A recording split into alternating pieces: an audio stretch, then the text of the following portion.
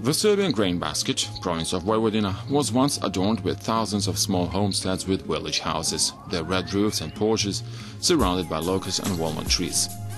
Those were the Salas farms, whose origins date back to 1779, when the imperial decree of Empress Mary Therese had declared Subotica a free town.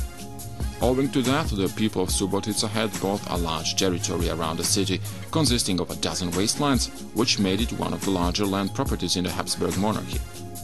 The small proprietors built houses on that land and organized their life there. The only things that were bought for the Salas homes were salt, sugar and oil. Everything else they made themselves. They did their own weaving, knitting, sewing and even making footwear. Besides that, those homesteads had their own schools, which made them independent from the city. Several generations used to live on each property, managed by the ones who had earned the possessions. The Salas way of life had its full bloom in mid-19th century, and the decline started in the 1970s with the overall deterioration of the rural areas. However, while many were leaving the villages, some have embarked on the adventure return, reordering old and almost forgotten farming properties into pensions with traditional cuisine, where the guests are offered to feel the renowned calmness of the plains.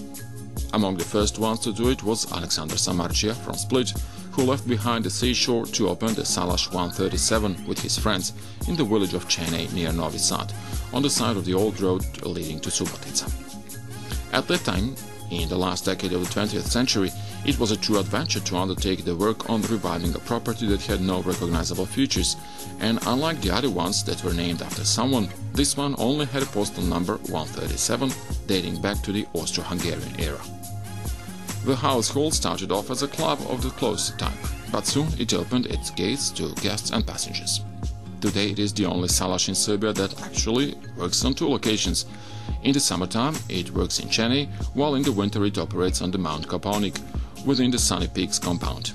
For the skiers and other guests from the country and abroad, it portrays the ambience and gastronomic offer of the Vojvodina plains. The visitors are coming from everywhere: Novi Sad and Belgrade, former Yugoslav countries, and those from Italy, France, Spain, Holland and Greece. This Salas has been in existence for 280 years and stands as a proof of the possibility of turning a farm into an ideal vacation spot. It was expanded from the original 4 hectares onto 11, where the guests can enjoy horseback or carriage riding, playing soccer, volleyball and badminton, learning golf or archery. The authentic house and the interiors have been arranged into the restaurant.